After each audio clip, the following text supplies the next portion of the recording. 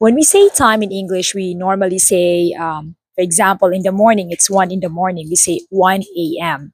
So we also have equivalents of those in Bisaya.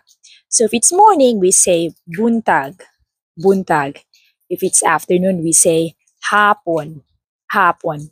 And if it's evening, we say gabi. So when someone says 2 in the morning, so we say alas dos sa buntag. Alas dos sa buntag means 2 in the morning. If someone wants to differentiate it as 2 o'clock in the afternoon, so we say alas dos sa hapon. Alas dos sa hapon. Hapon means afternoon. And how about if it's 7 a.m. versus 7 p.m.? So we say alas, what's 7 in Bisaya? It's siete. So we say alas siete morning sa buntag. Again, it's alas siete sa buntag. It's 7 a.m.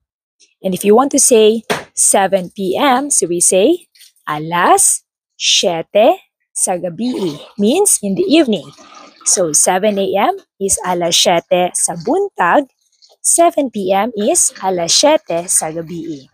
So those are just the basics of telling time in Bisaya. If you have more questions, feel free to drop them in the comment section below. Hangtod sa sunod. Salamat!